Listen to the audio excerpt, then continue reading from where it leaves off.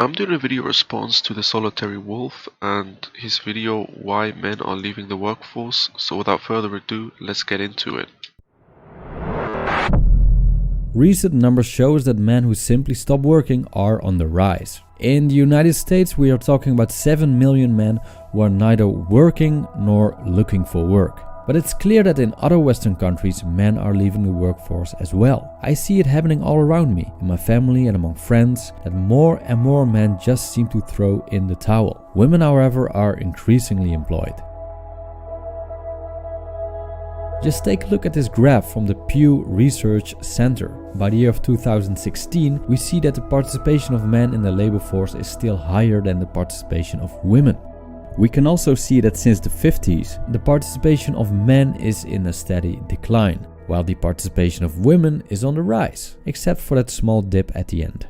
Women are also outnumbering men in So you can clearly see in this graph here that is projecting that in the near future, women will be overtaking men in the workforce. I mean, you can see in 1950, there was a massive gap. I mean, it was 34% to 86%. That's a 52% gap.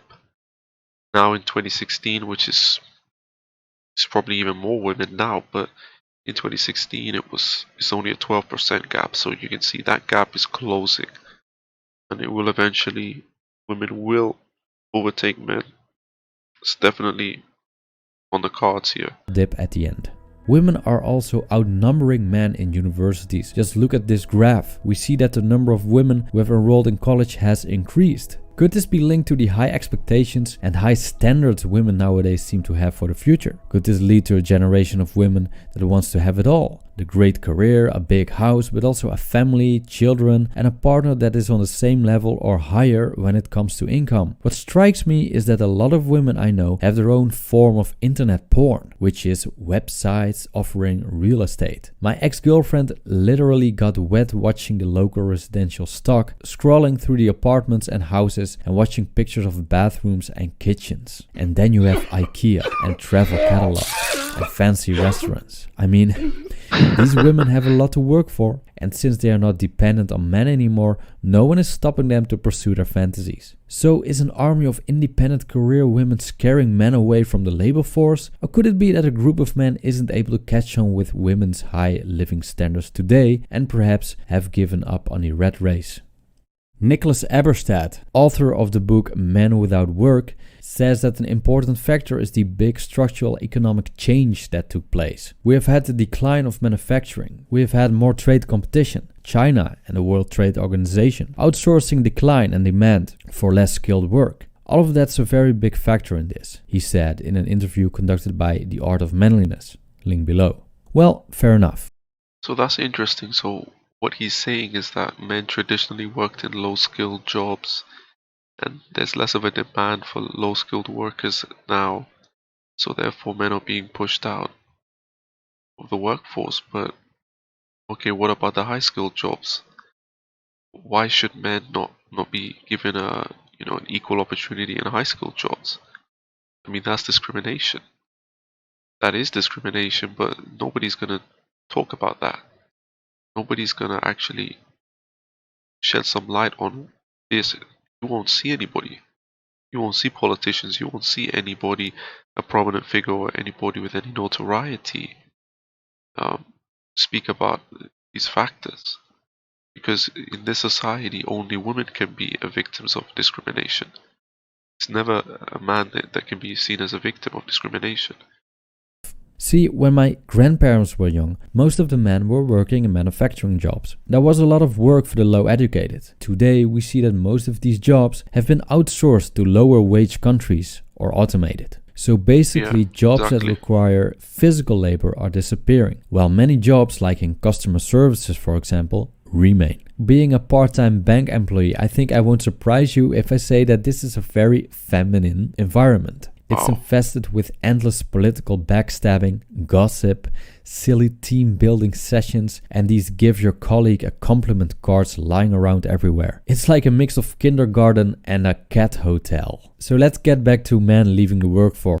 isn't it that makes me feel better that I don't have to deal with that stuff? Because that would really piss me off to do that every day.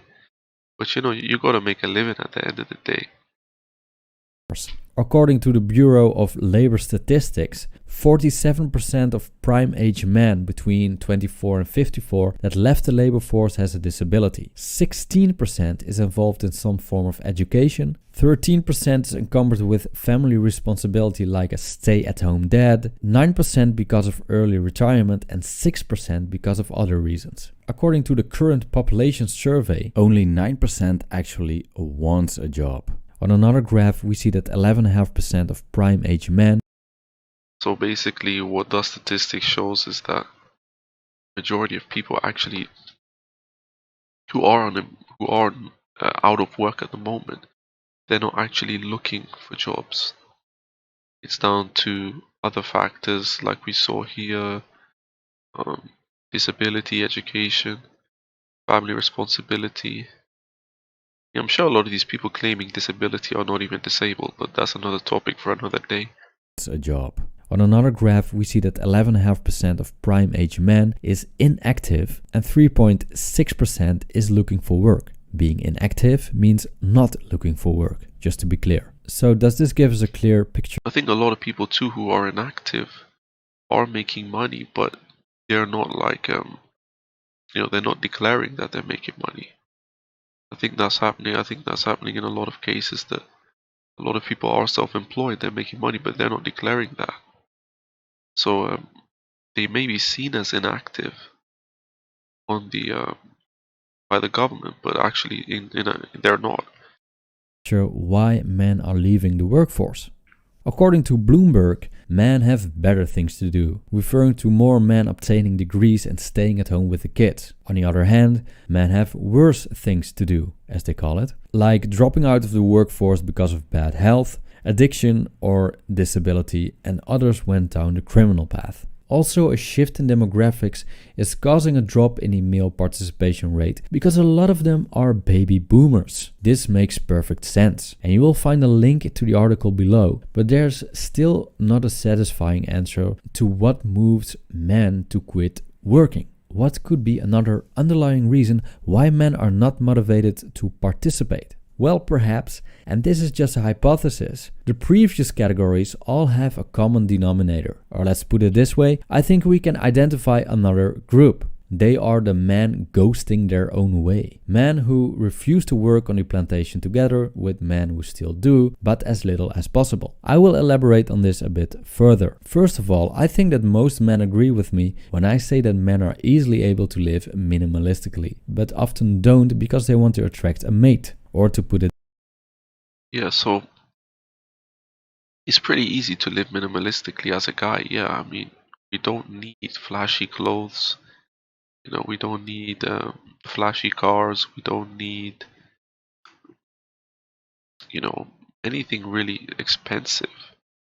Um, Give us just a small space to live, a computer, some basic clothes, cheap clothes to wear, enough money to make basic food, and a guy's pretty much set with that. I mean, because a lot of guys, if you're not in that race anymore, um, there's no real need to spend big money on anything.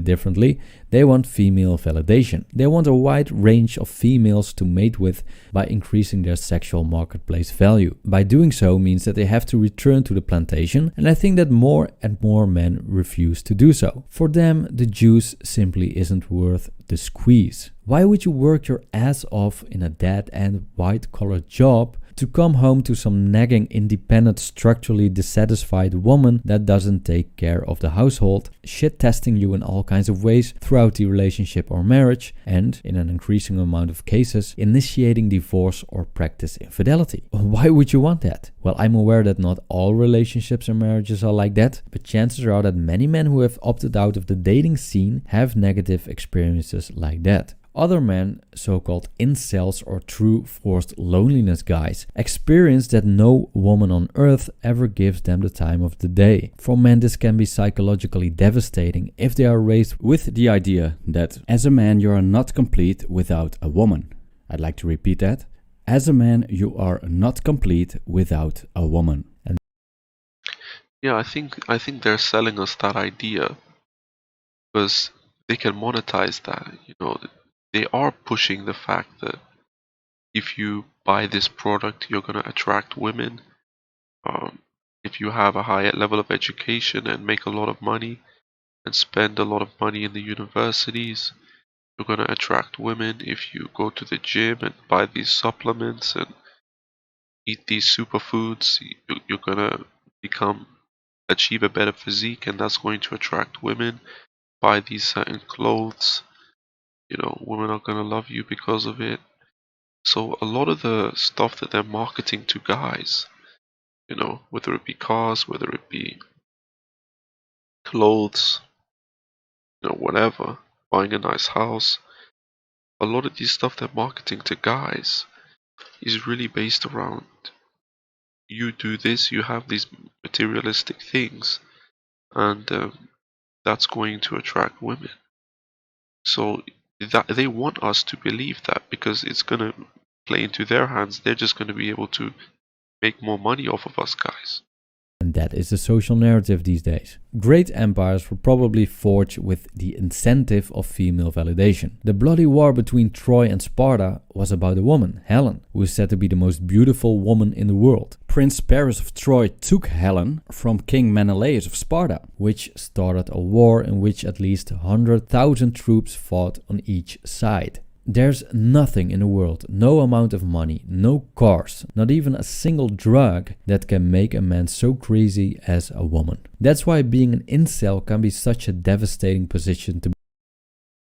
So yeah, I mean, make a man so crazy as a woman, yeah, literally it can make a guy crazy. I mean, you have guys killing other men over women. You have guys, selling out their best friends, stabbing people in the back. You have guys literally giving up on life. He just mentioned incels. Incels are guys who are giving up on life, who are completely, um, just deciding that they are going to do nothing for the rest of their life and just, live off the government support, and that's it because they can't get a woman. And this is really a crazy way to think, but women do make guys go crazy. But in a way, it's us guys' fault because we're not training our mind to actually understand that these women, they don't care about us. They're doing everything to push us out. They're doing everything to make sure that we have as difficult of a time as possible. They're not accommodating to us, and they really don't want or need us guys anyway. So we need to make the decision that we're gonna live for ourselves. We're gonna live to actually, live the best quality of life possible. Because giving these women, you know, letting these women decide that we have to give up on life because of them, that's what they want. But the thing is, with the corporations, you would think that the corporations may suffer, but actually they're not going to suffer because they know that women are the biggest consumers. And this is why they're prepping for the workforce to become majority female, because they don't even need our money anymore. Because in the future, women are going to have more money than men. Or at least on average, they're going to have more money than men, and they're going to consume more than men. So they don't need our money either. Be in. That's why building a meaningful life, regardless of female validation, is such an immense challenge. And that's why when you remove the incentive for men, the promise of being with a woman, one he can trust, one he can share his life with, one he can build a family with, this man has lost his purpose and gets stuck in a rut. He might Yeah, this incentive of women, You know, it's always promised for you when you're a kid, and you're growing up in school. And you know, they create this impression that if you do well in school, if you go to, you know, university, college, whatever, you get a good job, it's gonna guarantee you a woman. But actually, that's not true because it's no longer that way. I mean, that may have been true in traditionalist societies, but the thing is, in traditionalist societies, women didn't have the opportunities and the earning potential that men had. But nowadays, women have actually more earning potential than guys. So you having an education, you having a decent job really doesn't mean anything to her. Might wake up every morning asking himself, what am I doing this all for? And his unfortunate social status may have temporarily castrated him. He has lost the will, the energy or the testosterone if you will, to move forward, to prevent himself from drowning. He is the one that keeps holding on to old ideals, old hopes, sitting and waiting on the sideline, trying to figure out either why women don't want him or why relationships, the courting, let alone marriage, is such a hassle these days. And the expectations of society are immense for men. And for some, the price is just too high, together with the uncertainty. So the ultimate concern is gone. The big star has fallen from the sky. So what to follow now? I think that many of these men that refuse to work are simply not motivated anymore. Because current society is deprived of incentives. Unless you are in the top 20% perhaps. I mean, why should they slave away on the plantation? Give me some good reasons except satisfying the basic needs. And if these basic needs are met, if we have a roof above our head and food in our stomach, why should we get out of bed in the morning? What's the incentive? Well, Yeah, a lot of people have that mentality because they know that they're not gonna find a job that allows them to live a luxury life. They know that they don't have the ability or the potential to actually do that. They don't have the desire to actually, you know, create something or invent something or start a business. So really for them it's just like, well, if you want to be a NEET, you know, not in employment, education or training, want to be a NEET. I mean, basically you can do, your basic needs are met. You got food, you got water, you got shelter, you got internet, you got, you know, video games, whatever. So you don't really need to go out and work, you know, because you don't have a family to provide for. So there's, you know, working is for a lot of people, they don't see the real reason to go out and their work. Like you said, they don't see the incentive of doing that. sometimes I don't know either. I mean, honestly, if I'm not actively creating purpose for myself and reminding myself that I, myself, am good enough to live for, that I, myself, an individual man, is reason enough to make the best of life, I'm sometimes wondering as well. But then I remember it again. I'm here for me, for my values, and for the people I choose to love. And that's why I think that men increasingly refuse to slave away on the plantation, because they no longer see the need. Time is their most important capital, because time grants them being creative, and time grants self-actualization. Time grants them spiritual practice and contemplation. Time grants them taking care of their bodies, instead of lending their bodies to the tiny top percentage of people who are getting rich because of our labor. Instead of pandering.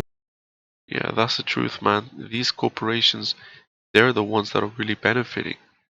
We're taking a small fraction of what is actually coming out of our labor. The labor that you do, you're taking a tiny fraction. They're making so much more money out of you. You know, and I guess that's how business works. I mean, at the end of the day, if we had the money, we would be doing that too because everybody wants to be rich. But I think there's a certain level of greed that, I mean, this capitalistic system that we're living in is just the greed that the people at the top have is truly, truly sickening.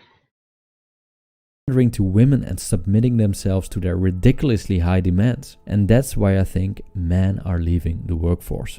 So I'd like to wrap this up with a final thought. So what can we do as individual men? Well, I think the answer is simple.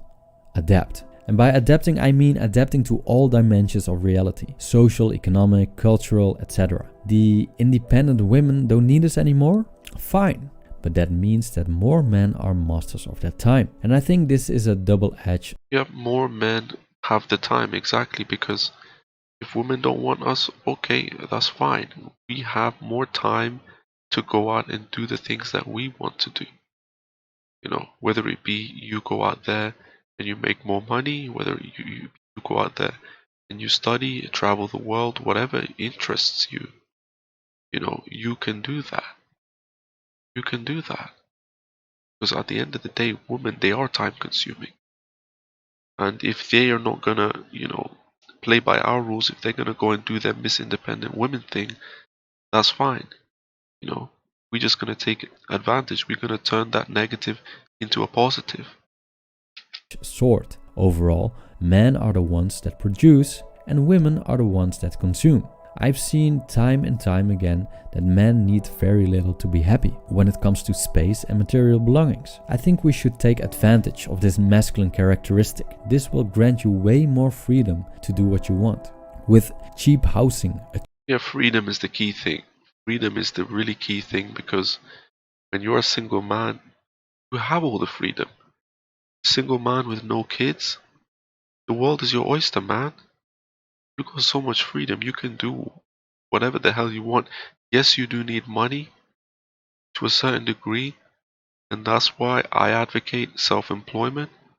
I do advocate self-employment because with self-employment, especially if you're location independent, then the world is truly your oyster, because you can go anywhere in the world and you can actually make money, and the money you're making here in a first world country is going to go a hell of a lot further in a third world or poorer country.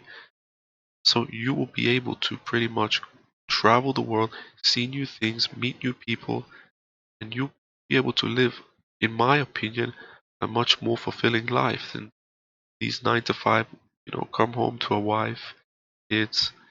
I mean, you'll be able to live a much more fulfilling life. Cheap car or no car, low monthly expenses. You can be much richer. You don't even need a car where I live. But some places, I mean, some countries, you don't even need it. They don't even have cars. Some countries, they use bikes, you know. Than your plantation slaving counterparts, because they have to pay for the mortgages, the expensive vacations, the dinners in restaurants, and all other demands of women. I don't say you should All that pointless crap, man. All that pointless crap that you don't need to do. quit your job, but you could definitely consider to cut your expenses and work less. In your spare time, you can, for example, build your own business, find your own ways to make money on the side, create passive Yeah, definitely. income streams, invest money. Yeah, passive income is a key one. Make money while you sleep. Who wouldn't want to do that? Who wouldn't want to go to sleep, wake up in the morning, you've got a few $100 in your account? I mean, that's what you call freedom, man. That's what you call real living. Save money. John Gold has great information on his channel MGTOW Money on how to pull this off. And before you know it, you may leave the workforce for good and watch it collapse from a safe distance. Although money is important, Yep. time is our greatest capital. Because life is ticking away second after second. And before you know it, you are dead. Well, that's it. That's a scary thought, right? Before you know it, you're dead. That's why you gotta make the most of your time, man. Because you never know when you're gonna finally, be gone. If you like my videos, please subscribe and bang the bell. You can also follow me on Twitter, and if you like reading. Okay, so that's a video. It was a really good video. Some great insights here. Yep. Why men are leaving the workforce? I think it's more to do with men being pushed out of the workforce. I think that, like you said, the jobs that men traditionally do are going away. Um, a lot of these industries are female dominated. And I think that, like I mentioned before, self-employment, it is the key to our freedom as men. It's better. You have more potential to make money. You have more time. Don't let anybody tell you have to work a 9 to 5. That's a load of BS. If you can start a business, which I believe a lot of people can. But with the internet, we have more opportunities than we've ever had. So, People need to stop lazing about, man. All these needs, they have a lot of potential. They really have a lot of potential. I mean, I was a NEET at one point. When I left university, I couldn't get a job. Um, most of the people I saw in the job center, they were males. They were not females. They were males. And most of the people working there were females. About 80 to 90, even 90% were females. People working there. All those jobs are being taken by women. So yeah, guys, a very good video. Solitary Wolf is a great YouTuber. That's all I gotta say, and I'll see you guys in the next video.